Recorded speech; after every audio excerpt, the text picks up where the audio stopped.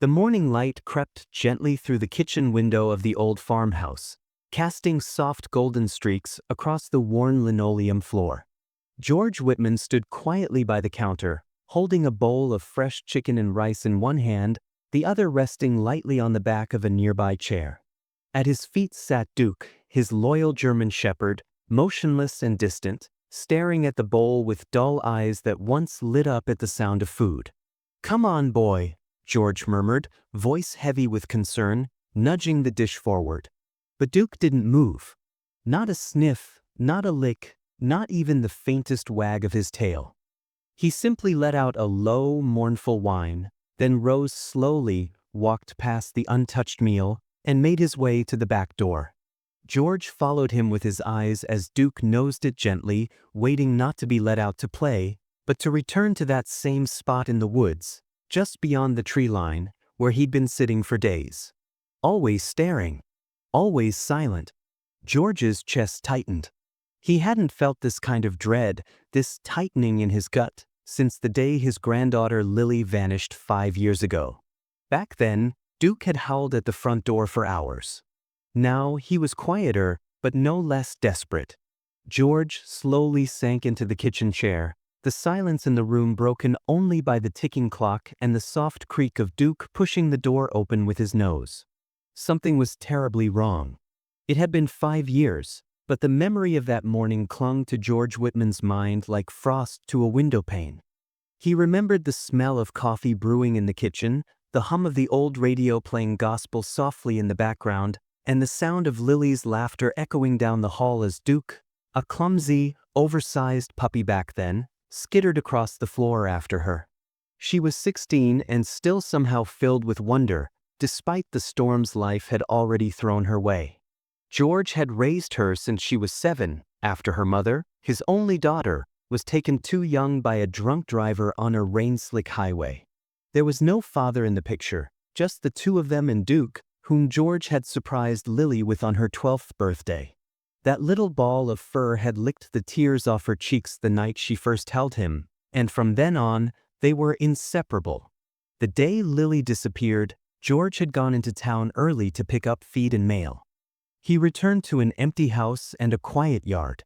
At first, he thought she'd gone for a walk, maybe to the creek, maybe into town. But as the sun dipped behind the hills and the supper grew cold on the table, his worry turned to fear. He remembered the first call to the sheriff, the searching through the woods with flashlights, the scent dogs brought in from the city that lost her trail at the edge of town near the old train line. Everyone had their theories. "She ran away," they said. "Teenagers are restless.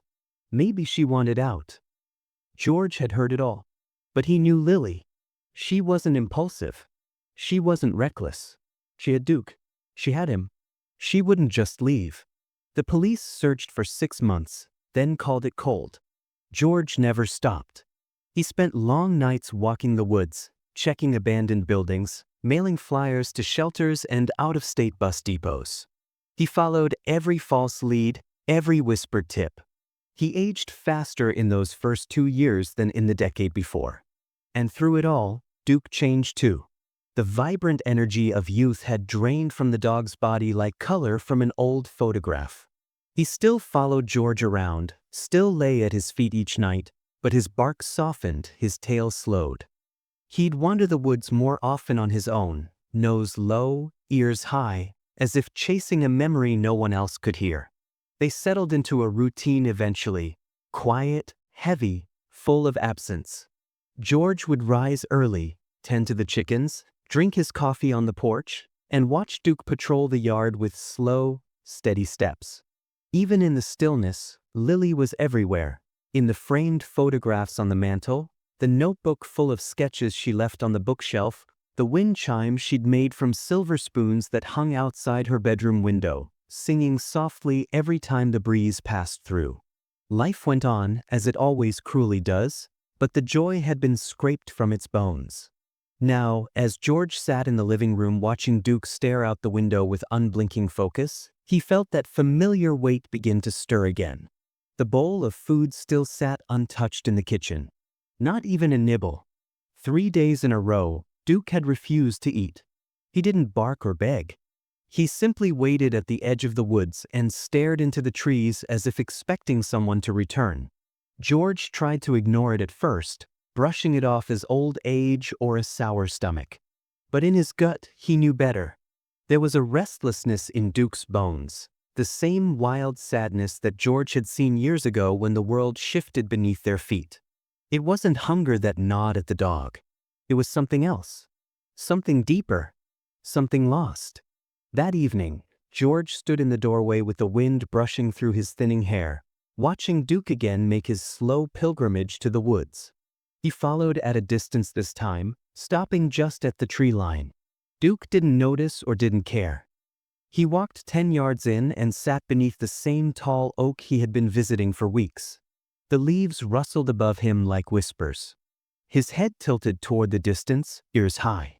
He didn't bark. He didn't whine. He simply waited. George stared at the back of his old companion and felt the hair rise on his arms. He hadn't felt this way since that first night, the night Lily didn't come home, the night the porch light burned until dawn, and Duke sat by the door, ears pinned back, refusing to sleep. Something was starting again. George could feel it as clearly as he felt the ground beneath his boots. Duke was trying to tell him something. The silence in his bowl wasn't just grief or aging or sickness. It was a sign, a signal. And George, who had once ignored 1,000 signs because the pain was too great to bear, knew this time he couldn't turn away. Not again. The morning mist clung to the earth like a whisper, soft and still, wrapping the woods in a silver hush. George stood at the edge of the tree line with a thermos of lukewarm coffee in hand, watching Duke trot ahead with quiet purpose. The German shepherd's legs, though older now, moved with renewed urgency, guided by something far deeper than instinct. Every morning for the past week, Duke had made this same journey. He'd eat nothing, drink just enough to keep from collapsing, then rise and pace to the woods, making a beeline for the same oak tree, tall, wide, and worn by time. George followed him again, his worn boots crunching over damp leaves, his breath fogging in the cool air. He didn't speak. Duke didn't look back. It was as if the dog was drawn by something George couldn't see, couldn't hear, but could almost feel if he stood still long enough. When they reached the tree, Duke stopped. Saturday. Ears up. Head tilted. Not a sound escaped him, save for a low, rhythmic whine, so soft it blended with the wind weaving through the branches. George narrowed his eyes, stepping closer to the tree. The bark had been disturbed. Scratches, not deep but deliberate, ran across its trunk in uneven patterns. He reached out, his fingertips tracing them. Not animal marks. Not claws. They looked like they had been made by small hands. His chest tightened as a memory returned with chilling clarity. Lily had loved this tree. When she was 10, she and Duke used to play beneath it for hours. She would carve symbols into the bark, little hearts, the initials L+G, even a crooked paw print once, trying to include Duke in the family tree. George hadn't thought of those afternoons in years, hadn't stepped this deep into the woods since the last search party faded away and the hope with it. But now, staring at the faint, fresh scratches, too new to have been from those long-ago days, he felt time bend. Could Lily have come back? Could someone else have been here, mimicking her signs? Or was Duke responding to something George couldn't begin to understand? Duke sniffed around the base of the tree, his tail still and low. He didn't bark, but his body language was alert, focused. George sank slowly onto the damp earth beside him, his bones protesting. The forest around them was quiet, save for the rustle of branches and the occasional bird call. The kind of silence that held secrets. He sat with Duke for nearly an hour that first day, just watching, just listening. When Duke finally rose and turned back toward the house, George followed, saying nothing. That night, he pulled out an old notebook from the drawer beside his recliner and made a simple entry. Duke sat at the oak again. Scratch marks on trunk. Same pattern. No food eaten. The next morning, they returned. Same path. Same tree. Same posture. George noticed something new this time. Small, broken twigs near the roots, like something had nested or hidden there. He jotted it down that night. Day 3, Duke sat even longer. He sniffed the ground, whined more audibly. George felt the old embers of curiosity reigniting in his chest. He hadn't let himself hope for years, hadn't allowed that slippery feeling to rise, because the fall hurt too much. But Duke was trying to say something. And George, for the first time in years, was listening. They began walking farther each day. After sitting at the oak, Duke would rise and lead George deeper into the woods, just a few feet at first, then farther. George started marking their path with twine, keeping careful notes of where Duke stopped, sniffed, or growled.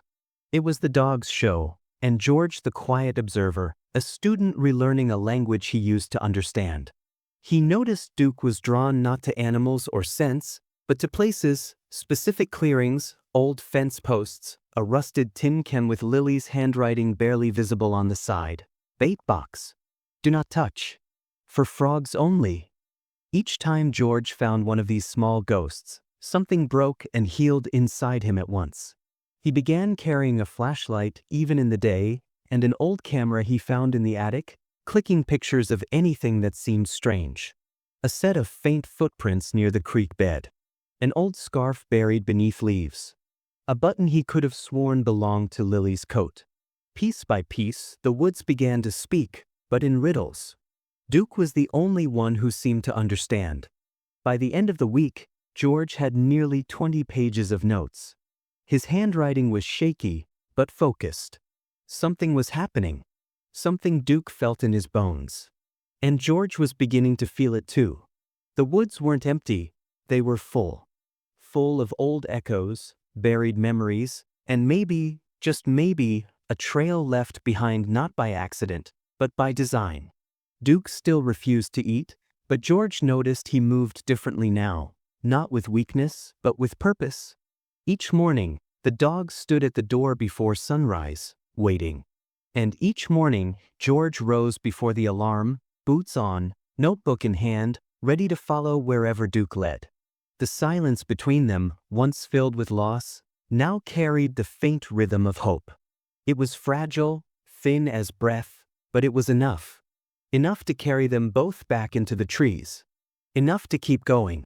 Enough to believe, just a little, that Lily's story wasn't finished. The morning was colder than usual, the frost crunching beneath George's boots as he stepped into the woods, shovel slung over one shoulder, Duke padding silently beside him. There was a heaviness in the air, the kind that settled into the lungs like dust and refused to leave. For days now, Duke had been slowing down. His steps were heavier, his eyes a little duller. And though he still led George to the same tree each morning, he no longer sat with his old alertness. He just stood there, head lowered, tail limp, as if waiting not for someone, but for something final. The thought had crept into George's mind during the night like a shadow crawling through a crack in the wall. Maybe Duke was giving up. Maybe the hunger strike wasn't just a message, but a farewell. Dogs had a way of knowing when their time was near. And if Duke was choosing this place, this tree, then maybe he wanted to be laid to rest right here, where Lily once laughed and carved their names into the bark. So George had brought the shovel. He hadn't told himself he was digging a grave exactly, but that's what his hands were doing. The blade sank into the cold ground with a dull thud. The earth was stubborn, packed and frozen in places, but he kept going. Duke sat nearby, watching with those unreadable eyes. George dug in silence, each breath misting in the morning air, the shovel striking roots and rocks.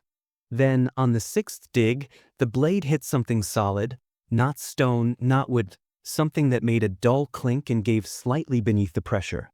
George knelt down, brushing away the dirt with his gloved hands, the soil clinging to his fingers like memory. At first it looked like a ball of rust and earth, but as he cleaned it gently with his handkerchief, he saw the faint glint of silver beneath. His breath caught. It was a necklace, thin, delicate, with a tiny silver heart pendant hanging from the center. His hands trembled as he turned it over and saw the tiny engraving on the back.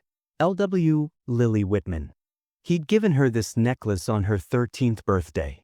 She wore it every day, even when she slept. And now, here it was, buried in the woods where Duke had been sitting. Buried beneath the tree where Lily had played.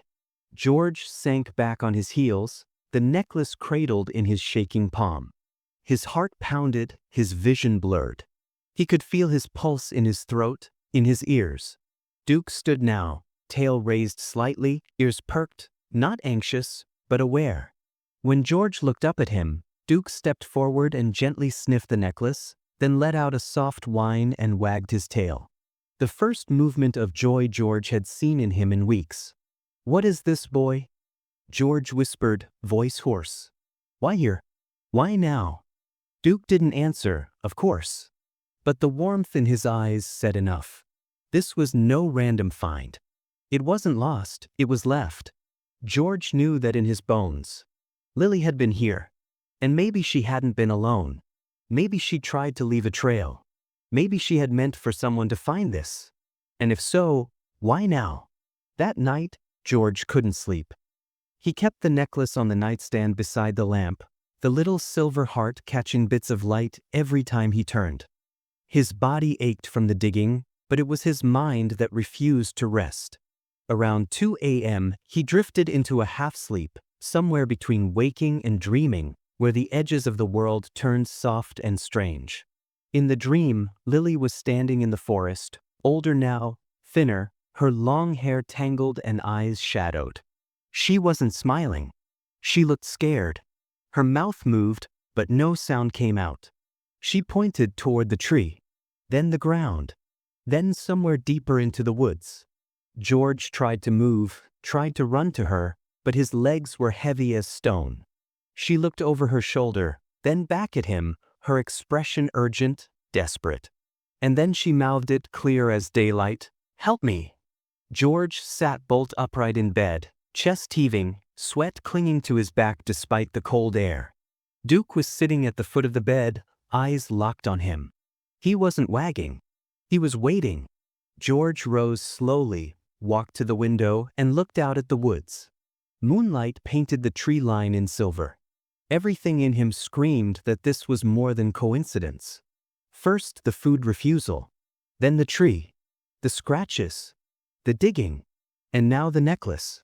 This wasn't grief. This was guidance. He stood there for a long time, fingers curled tightly around the silver heart. He'd waited too long, trusted the wrong people, believed the silence meant the trail had gone cold. But Duke hadn't. Duke had remembered. Duke had listened. And now he was asking George to do the same. By morning, George had made up his mind. He pulled the old file box out from under the bed, the one marked Lily 2018 in faded marker. Inside were newspaper clippings, police reports, maps, photos, and handwritten notes he'd made in those early frantic months. He hadn't opened it in years. Not because he didn't care, but because caring had hurt too much. But now, with the necklace warm in his pocket and Duke sitting at the door like a sentinel, George felt a shift. He was going to reopen the case. No more waiting on lazy sheriffs or cold bureaucrats. No more silence. If the truth was buried out there, then by God, he'd dig it out himself. For Lily. For all the years lost to unanswered questions. Because now he had something more powerful than suspicion. He had a sign. The sheriff's office looked different now, more modern, with fresh paint and new glass panels that tried too hard to look transparent. The building still sat on the same corner of Main and Sycamore, but the air around it had changed, grown colder somehow. George pulled his truck into the angled spot near the entrance and turned off the engine, his hands gripping the steering wheel a moment longer than necessary. Duke sat in the passenger seat, ears perked, eyes alert. It had taken some effort to coax him into the truck that morning. He seemed reluctant to leave the woods, but once George showed him the necklace and said, "We're going to find answers," Duke had climbed in without a sound.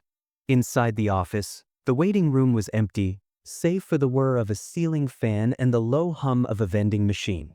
A young woman behind the front desk looked up with a polite smile that didn't reach her eyes. "Can I help you, sir?" "I need to speak to the sheriff," George said, pulling the silver necklace from his pocket and placing it gently on the counter. It's about my granddaughter, Lily Whitman. Recognition flickered briefly in her expression, followed by the professional mask again. Of course, one moment. She disappeared into the back. George stood silently, watching the hallway where she vanished, heart thudding. After a few minutes, a door opened, and a tall, well-groomed man in his 30s appeared. His uniform was crisp, his badge shining. "Mr. Whitman, I'm Sheriff Carter. Why don't you come on back?" George followed him into an office that smelled faintly of coffee and lemon polish. Carter gestured to a chair. "Have a seat. I remember your granddaughter's case. Happened just before I joined the department. A real tragedy." George didn't sit. He laid the necklace gently on the sheriff's desk. "I found this buried near our property. It belonged to Lily. She wore it every day. You can check the reports. She was never without it. The dog led me to it. Same place he's been sitting for days now. I think it means something." Carter picked it up with a frown, examining the pendant. "That's unusual," he admitted, "but it doesn't necessarily mean anything new. A lost item, maybe. Could have fallen off years ago." "It was buried," George said, his voice firm. "On purpose. There were scratches on the tree near it, new ones. Something's not right, Sheriff." Carter leaned back in his chair, folding his hands together. "I understand how difficult this is, Mr. Whitman. I really do. But the case was officially closed after 6 months of no new leads. We kept it on record for 2 more years. We followed up on every tip. The working theory remains the same, that Lily ran away." "She didn't run," George said, jaw tightening. "She was happy. She loved that dog more than anything. She didn't just disappear." Carter offered a sympathetic smile. "And I believe you believe that. I do. But without something concrete, evidence of foul play, a credible witness, a recovered body, we can't reopen the investigation officially. You have my full sympathy, Mr. Whitman. I'm truly sorry. But there's nothing more we can do." George stared at him, disbelief twisting in his gut. "So that's it? You pat me on the back, give me your condolences, and hope I fade quietly back into my rocking chair?" Carter didn't flinch. "I'm sorry. I really am." George picked up the necklace and left the office without another word. In the hallway, as he passed a deputy leaning against the wall, Duke let out a low, steady growl. The deputy straightened, suddenly uneasy, and George tightened his grip on the leash. "Easy, boy," he muttered, though part of him didn't mind. There was something in that deputy's expression, surprise, maybe guilt, or just discomfort, but it gnawed at George as he walked back out into the sunlight. The door swung closed behind him with a thud that sounded too final. That night, George sat at the kitchen table with an old shoebox of photos and papers spread out before him. He ran a finger along a folded class schedule, a faded dance recital program, and a list of Lily's high school friends. Some names familiar, others half-remembered. If the sheriff wouldn't help, he'd find the answers himself. Someone had seen something. Someone had heard something. You don't just vanish in a town of 6,000 without a whisper. And if the people in power weren't interested in asking the right questions, then maybe they were part of the problem. He jotted down names: Anna Jensen, her childhood best friend; Ryan Coulter, the boy Lily had started dating 6 months before she vanished; Emily Chase, her math tutor. He circled each one. He'd start there. Maybe they remembered something. Maybe something they'd thought unimportant back then would mean everything now. Duke lay by the back door, head resting on his paws, but George noticed the old dog was watching him closely, not with the weary eyes of age but the quiet intensity of a partner waiting for the next move. George tapped the pencil against the table. "We're not done, boy," he said softly. "Not even close." In the distance, the wind rustled through the trees like a sigh, and George felt it again, that strange mix of dread and determination. The kind of feeling that meant the truth was out there. Or maybe forgotten by some, but not lost. Because Duke remembered. And now, so did he. The library smelled just as George remembered: old paper, pine-scented cleaner, and the faintest hint of dust baked into the carpets by years of quiet afternoons. He hadn't stepped foot in the building since Lily disappeared. Back then, she spent hours here after school, tucked into a corner with her sketchpad or thumbing through books she had no real reason to read. She was curious that way, drawn to mystery, to understanding the strange corners of the world that others ignored. George pushed open the heavy glass door, Duke waiting patiently outside, tethered to the bike rack beneath the maple tree that shaded the front steps. The librarian's desk still sat in the same spot under the skylight, and behind it stood Mrs. Harlan, her gray bun perfectly pinned, glasses resting low on her nose as she catalogued a stack of returns. She looked up when he approached, and recognition softened the firm line of her mouth. "George Whitman," she said, gently setting a book aside. "It's been a long time." "Too long," he replied, offering a small nod. "I'm hoping you might help me. It's about Lily." Mrs. Harlan's expression shifted. Not pity, something closer to a quiet ache. "Of course, I still think about her. She had such a spark." George pulled the necklace from his pocket and laid it on the desk. "I found this buried near the old oak tree. And Duke, he's been acting strange, leading me to places he and Lily used to go. I think she might have left us something." Mrs. Harlan reached out and brushed the pendant with her fingers. She loved that tree. Always said it felt like it was watching over her. Protective. George leaned in slightly. "Do you remember anything from the week she disappeared? Anything unusual?" The librarian's eyes narrowed slightly in thought. "You know, now that you mention it, a few days before she went missing, she came in alone after school. Checked out 3 books. I remember because one of them was from the reference section, not something kids usually grab." "What were they?" Mrs. Harlan rose slowly, motioned for George to follow. They moved through the stacks with practiced grace, her heels tapping softly against the tiled floor. One was called "How to Survive Off the Grid," another was "Famous Disappearances in Small-Town America," and the last was an outdated psychology text on criminal profiling. I asked her if she was doing a project. She just smiled and said, "Not exactly." I thought maybe she was just being dramatic. Teenagers, you know. But now, I'm not so sure. George stared at the spine of one of the books as she pointed them out. His stomach twisted. Why would Lily be reading about that, days before she vanished? Unless she knew something.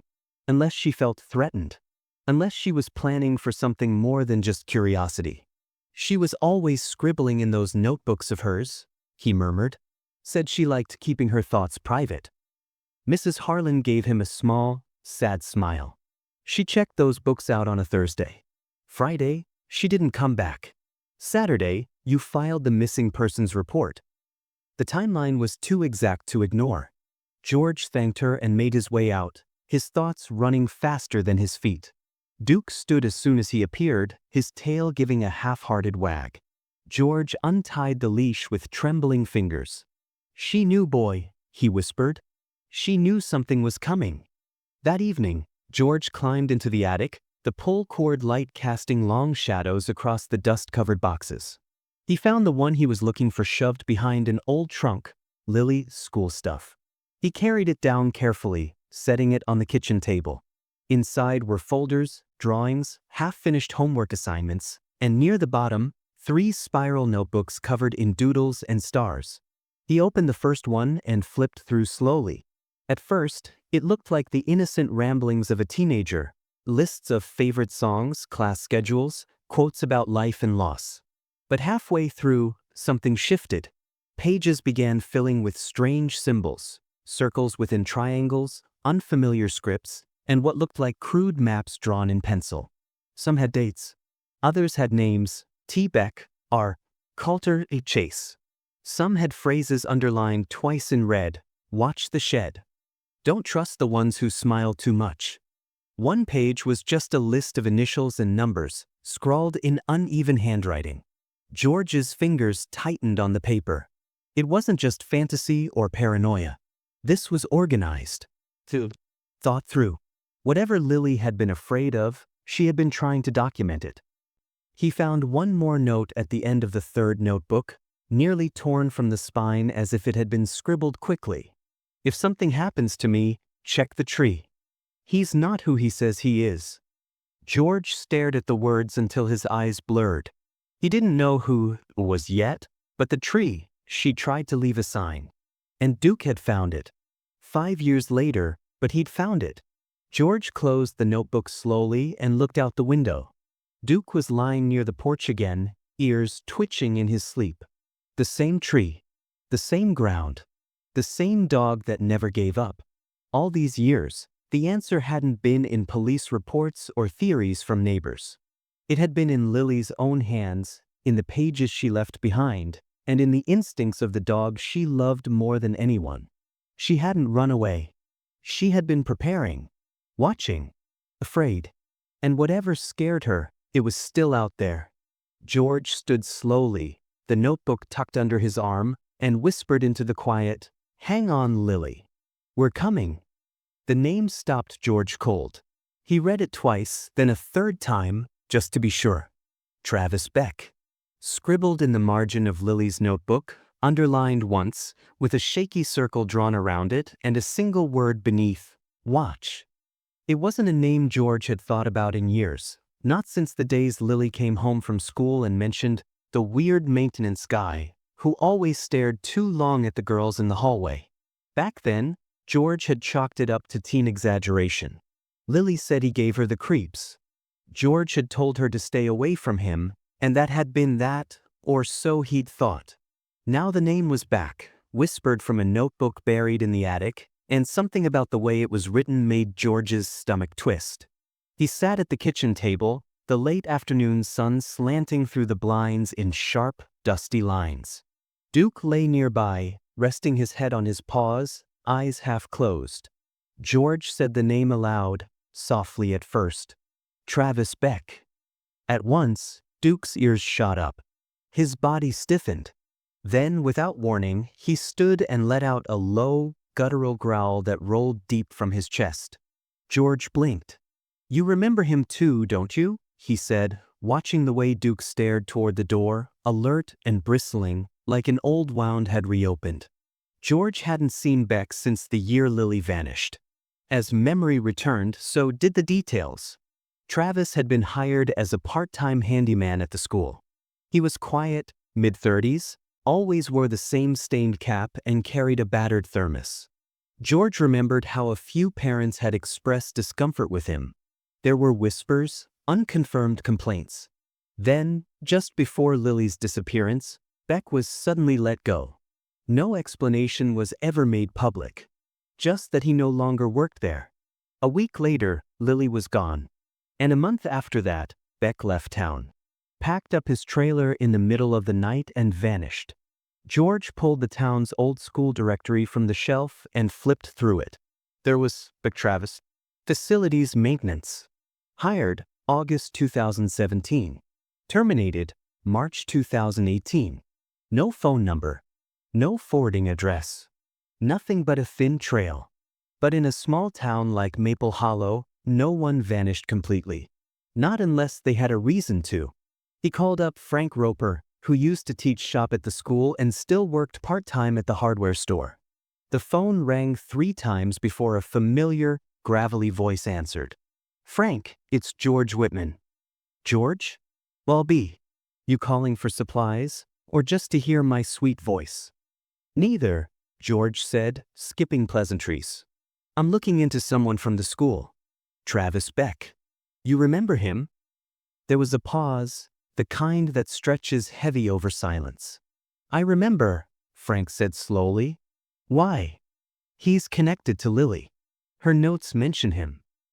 Frank exhaled. "Jesus. That man. He gave everyone the creeps. Never did anything you could pin down, but something always felt off. Stared too long. Lingered where he wasn't needed. Made some of the younger teachers uncomfortable.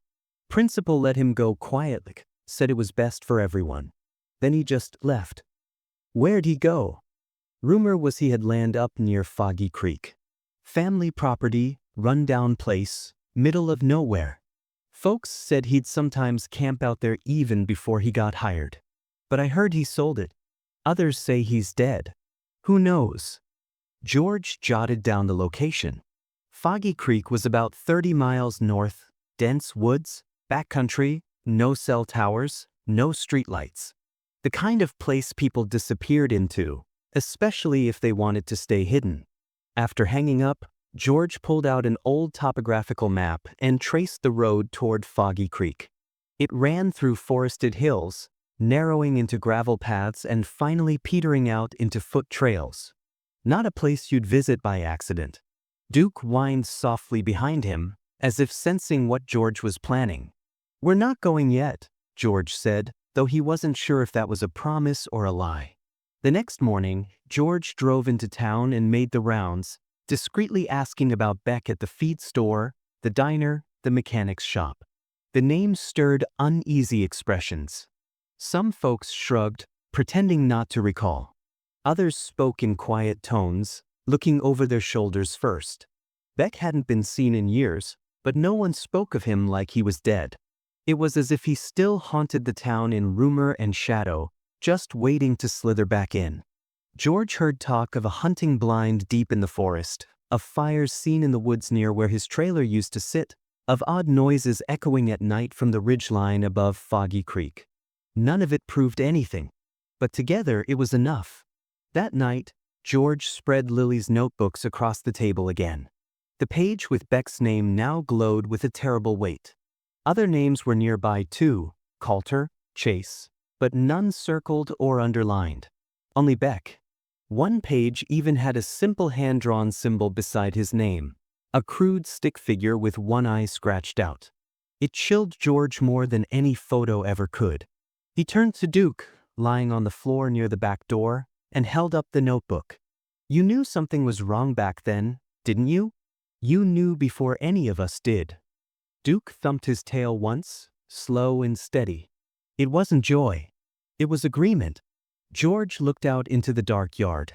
The trees at the edge of the property stood still, as if waiting. The truth wasn't going to come to him. Not through the sheriff. Not through whispers. If Beck was still out there, if he had anything to do with Lily, then George had to find him. He had waited 5 years. Now he would wait no longer. The forest grew quieter as George and Duke ventured deeper, the tall pines standing like sentinels around them, their branches weaving a dark canopy that filtered out most of the light. The deeper they went, the more the air changed, heavier, colder, almost watchful. Duke moved with purpose now, his steps steady, ears perked, nose close to the earth. George followed without question, letting the old dog lead, trusting the instinct that had brought them this far. They had already gone beyond any trail George remembered, into land untouched and wild. And then, without warning, Duke stopped. The trees opened into a small mossy clearing, and nestled within it, half sunk into the earth and swallowed by vines, stood a forgotten cabin. Its roof sagged, the porch creaked in the breeze, and the front door hung slightly ajar like a mouth frozen in mid-sentence. George stood still, heart pounding, sensing something sacred or cursed about this place. He stepped forward, his boots crunching over brittle pine needles, and nudged the door open. It moaned on its hinges. Inside, shadows clung to the corners, and the air smelled of mildew, rust, and something older. The cabin was sparse. A rickety table, a sleeping mat laid over yellowing newspapers, shelves lined with empty cans and old, dust-covered toys. George's eyes caught something in the dim light, a small, battered plastic horse with a missing leg, lying next to a torn scrap of bright red fabric. He reached down, heart hammering. It was the strap of Lily's backpack. He knew it instantly.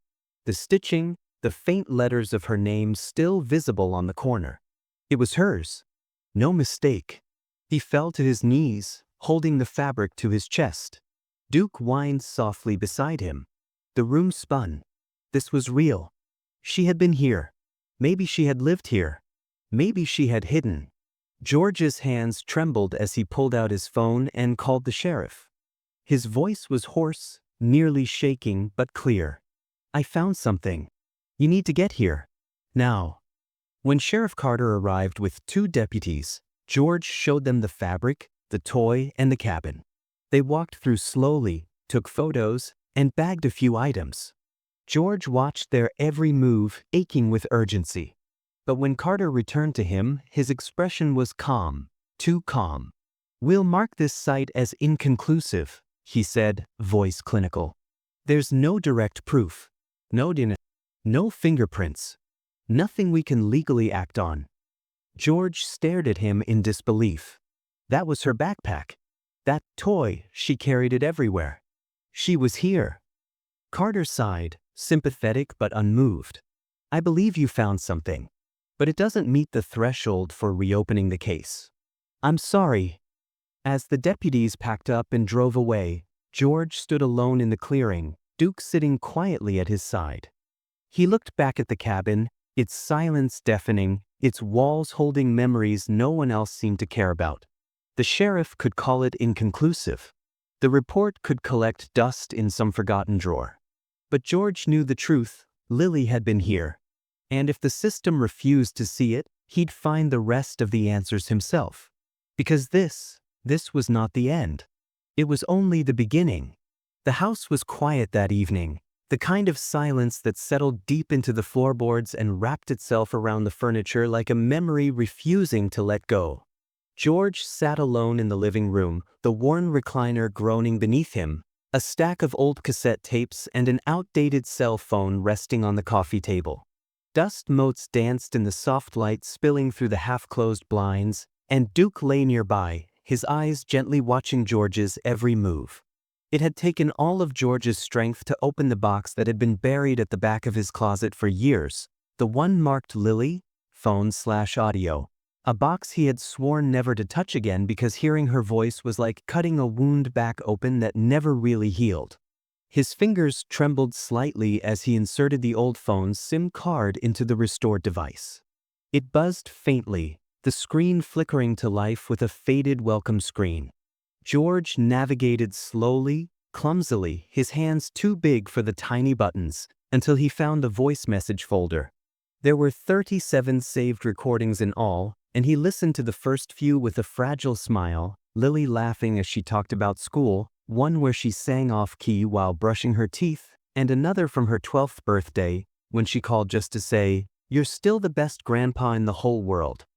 Her voice was youthful, full of sunshine and mischief, a sound he hadn't heard in so long it felt like it belonged to another life. But as he reached the messages left in the weeks before she disappeared, the tone changed. Her voice was more hurried, more clipped. She spoke in fragments. "School's weird today. Not sure I like being watched. Anyway, love you," one message said. Another, "Someone was at the tree again. You said it was nothing, but I don't know, Grandpa." George felt his chest tighten with every recording. He had missed it, the warning, the fear hiding in her words. He thought she was just being dramatic, just a teenager full of wild imagination. But she had been trying to say something. And now he couldn't unhear it. Then he found it, an empty space in the list of messages, marked simply as deleted, partial recovery available. His heart skipped. He tapped to play it. The audio crackled, broken and warped by time, but her voice came through, strained and whispering, like she was speaking from the other side of a locked door. "Grandpa, if something happens, it's not an accident," the message cut off. That was all. Just those few words, twisted by static and lost forever. But they were enough. George sat motionless, the phone still in his hand, staring at the blank screen as if it might bring her back. The air felt heavy, pressing against his ribs. A sharp ache built in his throat as the dam inside him finally cracked open. Tears slipped down his cheeks, slow, silent, decades too late. He let them fall freely, no longer ashamed of the pain, the guilt, the weight of years spent not knowing, of not listening closely enough, of trusting a world that had let her vanish without answers. Duke rose slowly and walked to his side. The old dog pressed his nose gently against George's hand, then rested one paw on his lap, the gesture firm and steady, as if to say, "You're not alone." George reached down and placed his hand on Duke's head, fingers sinking into his thick fur. For a moment, they sat like that, man and dog, surrounded by echoes. George closed his eyes and whispered, "I should have known. I should have done more." But Duke didn't move. He simply stayed there, grounded and loyal, a presence that refused to fade like the others. When George finally looked up, something in him had changed. The sorrow was still there, etched into every line of his face, but behind it was a fire. Small, steady, fierce. That message wasn't the end. It was a beginning. Lily had left him a clue, one last message to make sure he didn't give up. And now he wouldn't. He stood slowly, slipping the phone into his coat pocket, then reached for the old notebook he'd been filling over the past few weeks, tracking Duke's behavior, the cabin, the scratch marks on the tree, and now this voicemail. He scribbled the words with urgency. If something happens, it's not an accident. He underlined it 3 times. Then he circled Beck's name again. There was no room for doubt now. Lily didn't run away. She was trying to escape something. Someone. And whatever had happened in those woods wasn't chance. It was calculated. Covered up. George walked to the window and looked out into the growing darkness. The forest stood quiet, looming, waiting. Somewhere out there were answers. Somewhere was the rest of her story. "I'm going to find the truth," he said softly, but with iron in his voice. "Even if it kills me." Behind him, Duke stood ready. The house no longer felt like a prison. It felt like a base camp. And the hunt had just begun. The bell above the diner door gave a soft jingle as George stepped inside, the warmth of the place a stark contrast to the creeping cold outside. The scent of fried eggs and coffee clung to the air, mingling with the low hum of quiet conversations and the clatter of utensils behind the counter. It was the same diner Lily used to love. Same red leather booths, same handwritten pie specials, same waitress with the high ponytail who always remembered her name. Sandy was there, just as George hoped, wiping down a table with one hand while balancing a coffee pot in the other. She glanced up and gave him a nod, a subtle flick of her eyes toward the back corner booth, and without a word, George made his way there. A few minutes passed before she joined him, slipping into the seat across from him like they were just 2 old friends catching up. But her eyes were different now, narrowed, watchful, carrying the weight of something long buried. She didn't bother with pleasantries. Her voice was low, flat. "I heard you're asking about Beck." George nodded slowly, watching her closely. "You know something, don't you?" She hesitated, glancing over her shoulder, then leaned in, her words barely above a whisper. "I saw him. The week Lily disappeared. Out near Foggy Creek. He wasn't alone. He was meeting with Councilman Dwyer." George's breath caught. Dwyer was the golden boy of the town council, the kind of man everyone trusted or pretended to. Sandy continued, eyes fixed on the table. "It was late. I was driving home after a double shift, took the back road to clear my head. Saw flashlights in the woods, 2 men arguing. Beck had some kind of metal box, and Dwyer was saying things like, 'Keep it buried,' and 'This doesn't leave the trees.'" She swallowed hard. "They saw my headlights. 2 days later, there was a note on my windshield. Just 3 words. 'Forget what you saw.' And I did." I had to George. "I've got 2 boys. I couldn't risk it." George sat in silence, his fingers curling into fists. "You think Lily saw something too?" Sandy gave a slow, sad nod. "Or maybe she found out what they were doing, and they made sure she couldn't tell anyone." George whispered, "My God," and the silence between them spoke louder than anything else. She gripped his hand once, briefly. "Be careful. They're powerful, and they don't forget." Later that day, George marched into the sheriff's office, his boots loud against the tile. Sheriff Carter met him with a wary expression the moment he walked in. George wasted no time. "Councilman Dwyer. Travis Beck. Meeting in the woods. You knew." Carter's jaw tensed, eyes narrowing slightly. "You need to stop, George." "She's my granddaughter," George snapped. "And you're protecting the men who may have taken her." Carter stepped closer, his voice cold now, calculated. "This town has a way of keeping itself in order. Don't make yourself a problem." George stared at him, the realization settling heavy in his bones. "You're not just ignoring this. You're part of it." Carter didn't respond. He didn't have to. His silence was confirmation enough. That evening, back on his porch, George sat beside Duke, the weight of everything pressing against his chest like a boulder. The town he thought he knew, the people he'd trusted for decades, had turned a blind eye to something terrible. And someone powerful had made sure the truth stayed buried. But not anymore. George leaned forward, placing a hand on Duke's head. "They're hiding something," he whispered. "But we're going to find it. No matter what." The dog didn't move, just stayed there like a stone at his side, unshaken and loyal.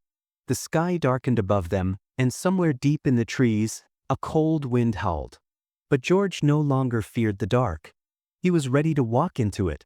The rain came slow and steady that morning, tapping gently on the roof as George sat by the window, staring at the edge of the forest where Duke often wandered. The trees stood dark and slick with moisture, their branches swaying like they held secrets too old for words. George's mind wouldn't rest. Sandy's story had cracked something open. Councilman Dwyer, Beck, the meeting in the woods. And now George needed more than whispers. He needed something solid, something he could hold in his hands. The town didn't talk about Travis Beck anymore, not since the fire. Rumors said he died alone in a hunting cabin deep beyond Foggy Creek, the same cabin where George and Duke had once stood surrounded by the ash of Lily's things. 3 years ago, the cabin burned to the ground. The fire marshal said it was accidental, wood stove left unattended. But George remembered something different. That cabin didn't feel abandoned. It felt erased. He drove into town that afternoon, pulling into the side lot of the county impound building. It was one of those places no one paid attention to unless their property ended up locked behind its gray, peeling walls. But George knew from an old contact that Beck's belongings, what little survived the fire, had been boxed and shelved inside, tagged for legal hold, then forgotten. He waited until dusk, until the last staffer left and the security lights blinked to life. With Duke waiting quietly in the truck, George slipped around the back, pried open a loose panel he had spotted years ago while working county maintenance, and climbed through the crawlspace like a man chasing ghosts. Inside, the air was musty and dry, shelves towering with cardboard boxes labeled in faded ink. After 30 minutes of digging, he found it. A small, scorched box marked Beck, Travis, Personal Effects. He opened it carefully, coughing at the ash and dust that rose from the lid.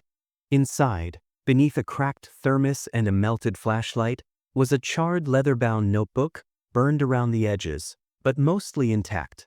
George's hands trembled as he flipped it open. The handwriting was jagged, paranoid, written in a rush. Coordinates. Riddles that looped back on themselves.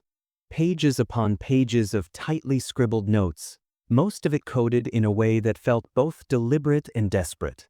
And then he found it. A paragraph buried in the middle, smudged with soot, but still legible. She saw it. The girl. Blonde hair, green backpack. She was at the wrong place. I told him we should have waited. He panicked. She ran. They said it was handled, but I know she got away. She was smart. She wrote things down. George's pulse pounded in his ears. Blonde hair. Green backpack. It was Lily. There was no question now. She had seen something dangerous enough for powerful men to want her silenced. And Beck, for all his darkness, had written the truth. Maybe out of guilt. Maybe out of fear. He read further. The entries became more frantic, like Beck was unraveling. They're watching me. I hear whispers in the trees. If they find this, they'll burn it too. But maybe she'll find it. Maybe he will. George sat back against the cold concrete wall, the journal pressed to his chest. It wasn't just evidence. It was the bridge between Lily's disappearance and the conspiracy now bleeding through the cracks of their town. She had escaped. Or tried. And someone wanted that fact buried so deep no one would dare dig it up again. He made it out of the storage yard unseen, the journal tucked under his coat, heart racing not from fear, but from fire. This was no longer just a grandfather's grief. It was a mission. He drove home in the rain, headlights cutting through the fog that now felt like the very breath of the forest. Duke greeted him at the door, ears perked, eyes sharp, sensing the storm that now lived in George's chest. Inside, George spread the journal across the kitchen table, circling every name, every date, every place. He created a map from memory and from Beck's scribbled coordinates, linking cabins, back roads, abandoned structures, and names he hadn't heard in years. There was something larger here, a network, a pattern of silence and power that had gripped Maple Hollow for too long. Beck's death wasn't random. It was a message. And the only reason this journal hadn't turned to ash with him was sheer luck, or maybe something greater. Maybe Lily had left more behind. Maybe Beck had helped without even meaning to. George sat in silence for a long while, watching the rain trail down the windows like tears. The town thought Beck was a ghost. The fire had made sure of that. But his words remained, charred, frantic, damning. George now had the truth in his hands, fragile but real. And for the first time in 5 years, he felt something stir beneath the sorrow. Not just hope, but purpose. Lily hadn't been lost. She had been hunted. She had survived. And now it was George's turn to finish what she started. It was just after dawn when Duke began to pace. His nails clicked across the wooden floor in restless rhythm, his head jerking toward the back door again and again.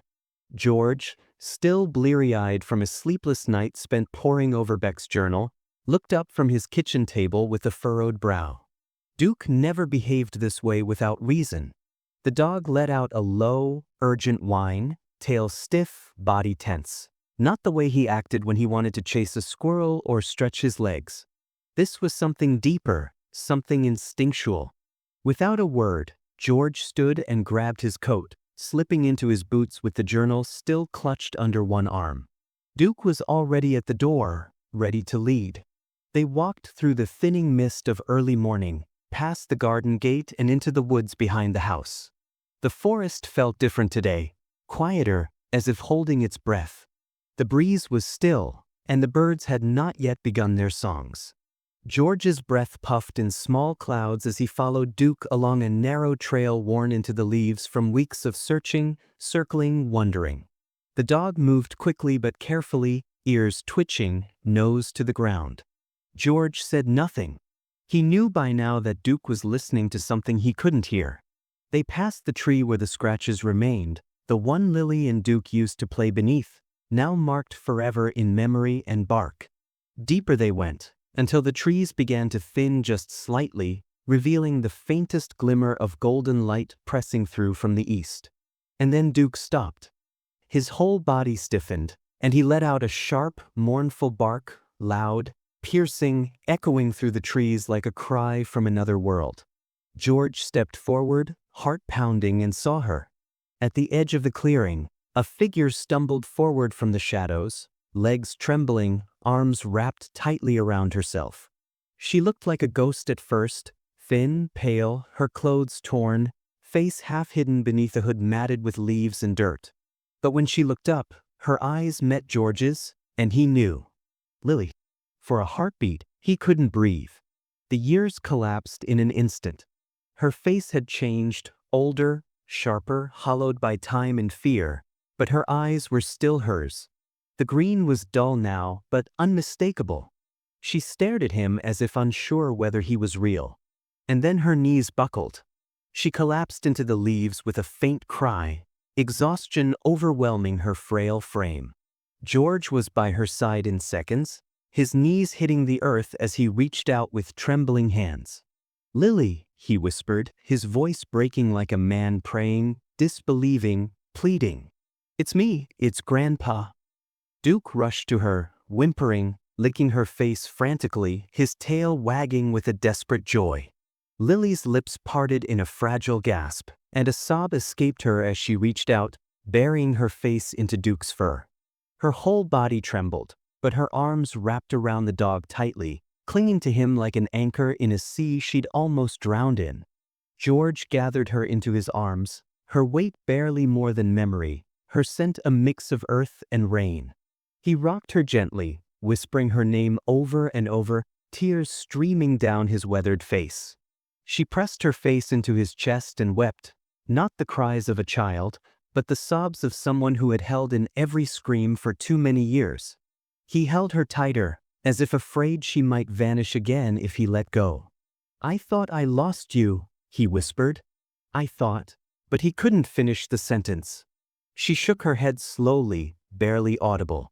"I didn't know if it was safe. They were watching." Her voice was a rasp, dry and cracked. George brushed a trembling hand over her filthy hair. "You're safe now," he said. "You're home." He didn't ask her where she'd been. Not yet. Not as he carried her slowly through the woods, Duke walking beside them with his head low and alert. The forest seemed to open before them, the path back to the house somehow clearer, as if the trees themselves were guiding them back toward the life that had waited in silence. Inside, George wrapped her in a blanket, placed a cup of warm broth in her shaking hands, and watched her with the fragile reverence of a man holding a miracle. She was so thin, her cheekbones sharp, her fingers trembling, but she was alive. He had imagined this moment 1,000 different ways. On holidays when her chair sat empty, in sleepless nights haunted by memories, but never like this. Never with her in his arms, real, trembling, whispering his name like a lifeline. Duke sat close, never taking his eyes off her. Every so often, he would press his nose against her side, as if to make sure she hadn't slipped away again. Lily reached out and laid her hand on his head, stroking his fur with weak fingers. "He remembered," she whispered. "He always knew." George nodded, unable to speak. That night, George sat beside her on the couch, watching her sleep for the first time in years. He had lit the old oil lamp by the window, its golden glow casting soft light across the room. Outside, the wind rustled the trees gently, and for the first time in a long time, the silence didn't feel heavy. It felt peaceful. She had come home. Broken, scared, but alive. And now the real truth could begin. The night stretched long and quiet, broken only by the steady tick of the clock above the fireplace and the faint rustle of trees outside the window. Lily sat curled under a quilt on the couch, her face pale in the lamplight but her eyes clear now, no longer clouded by fear, but sharpened by everything she had carried in silence for so long. George sat across from her, notepad in hand, a voice recorder placed gently between them. He didn't rush her. He didn't prod. He just waited, patient as ever, letting her find her strength in her own time. When she finally spoke, it came like a slow thaw, each word heavy with years of hiding and hurt. She began with the library. It had started small, just curiosity at first. Research for a school project about missing people in rural areas. But what she found instead were records that didn't make sense, land sales filed under false names, town budgets that didn't match up, properties purchased for pennies and flipped through shell companies. The deeper she looked, the more names she recognized, people with power, trusted faces. And then she found the photos. Documents tucked into the back of an old surveyor's file, images of young girls, some she recognized from around town, others she didn't, all tagged with dates and locations. That was when she knew it wasn't just money. It was something worse. Something sick. She told George how she had gone to the school counselor first, someone she thought she could trust. But a day later, she saw Councilman Dwyer waiting outside her school, talking to the principal. The next day, her phone was gone. Her locker broken into. Her notes disappeared. And then Beck. Beck found her in tears behind the gym. She hadn't expected him to help.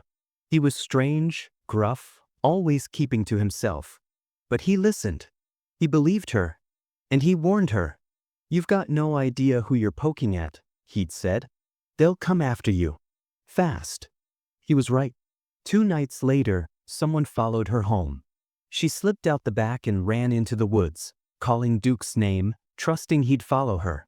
Beck found her that night, shivering in the dark, and led her to a cabin he said no one knew about, not even the sheriff. He brought food when he could, left notes with safe trails and signs to watch for. But after a few months, the visit stopped. She found out later, through an old radio left behind, that the cabin had burned. She thought it was them, that they'd gotten to him. She stayed hidden, moving from place to place, surviving off whatever she could find. Sometimes she thought about coming back, but the fear always won. Until Duke found her again. Until she saw George's face and remembered what hope felt like. George sat in stunned silence, tears in his eyes, not from sorrow this time, but from the weight of truth finally spoken. He reached out, pressing her hand in his, then turned on the recorder again and gently asked her to repeat everything, from the beginning, slowly. She did. Her voice stronger now, steadier with every word. She named names: Councilman Dwyer, former Sheriff Mullins, 2 real estate developers tied to the school board, and a judge who signed off on every shady land deed. She laid out dates, locations, codes she had memorized. Beck's notes matched hers. George cross-checked them with what he'd found in the journal. It all lined up, too perfectly to be coincidence. That morning, George walked into the sheriff's office with the voice recording in one pocket, Beck's journal in the other, and Lily waiting safely at home.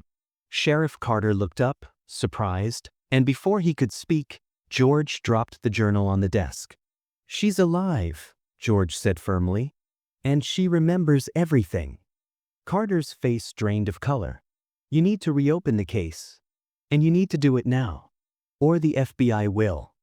2 hours later, the sheriff had no choice. George sent copies of the recordings and journal to a contact at the state's legal affairs office. Within 24 hours, an agent from the FBI arrived in town. And Maple Hollow, once so quiet, so tightly controlled, began to shift. Questions were asked. Records pulled. Former town leaders who thought themselves untouchable were suddenly nowhere to be found. The town that tried to bury a child, bury her story, bury every crooked deal it was built on, was cracking open. George stood on his porch that night with Duke at his side, watching the unmarked black SUV disappear down the road. Inside, Lily slept peacefully for the first time in 5 years. The forest behind them no longer felt like a prison. It felt like a line they had crossed and left behind forever. The truth had been hidden under ash and fear, but not anymore. Not with George still standing. Not with Lily home. Not with Duke still watching the woods like a sentinel. The town could try to forget, but they would never be silent again. The morning sun rose soft and golden, washing the farmhouse in a gentle light that felt different than all the mornings before, warmer, fuller, as if the land itself knew something sacred had returned.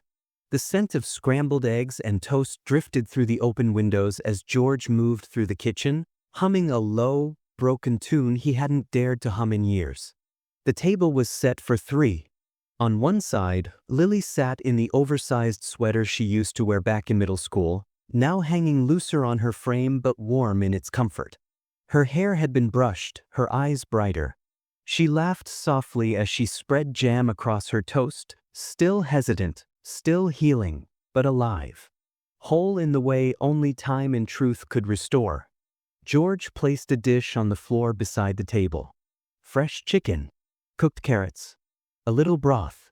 Duke sat there for a moment, staring down as he always had these past few weeks, haunted, waiting, unsure. Then, slowly, as if some invisible weight had lifted from his soul, he lowered his nose and began to eat. George froze, his hand trembling around his mug. Lily gasped. They watched in reverent silence as the dog they both loved, the dog who had starved himself in grief, who had refused every offering since the moment she vanished, finally surrendered to peace. Bite by bite, Duke ate until the bowl was clean, then lifted his head and pressed it gently against Lily's leg. Her fingers threaded into his fur, and she leaned down, resting her forehead to his. "We're okay now," she whispered, and Duke, in his own quiet way, believed her. That afternoon, the three of them sat on the porch, watching the sun stretch long shadows across the fields. George rocked slowly in his old chair, Lily curled on the bench with a notebook in her lap, and Duke lay stretched between them, content, eyes half closed, ears twitching to every sound but at peace with them both. The wind was calm. The trees didn't whisper warnings anymore. They just rustled like old friends exhaling after a long-held breath. The town had changed. It hadn't crumbled as George once feared. It had awakened. The newspaper ran Lily's story under the headline, "Buried Truth, Unearthed Courage." People left flowers on the courthouse steps. An anonymous whistleblower leaked more files, land records, bank transfers, surveillance logs, all confirming what Lily had known. The FBI stayed longer than expected. A new sheriff was sworn in, someone younger, honest, and unafraid. Councilman Dwyer resigned under federal investigation. Old fences were mended, and long-held secrets finally aired. Maple Hollow wasn't perfect, but it was trying. George, for his part, took to rebuilding the shed in the backyard, the one Lily had used for her reading club as a little girl. It had once been filled with coloring books and cardboard swords, but now it would be something new. He knocked out the rotting beams, replaced the shingles, patched the floor. By the end of the week, it had a window, a writing desk, and a small bookshelf. It smelled of fresh wood and second chances. He filled the first page of the journal with one sentence. Her name was Lily Whitman, and the world tried to forget her. Each morning, he'd walk to the shed with his coffee and write. Not fiction. Not fantasy.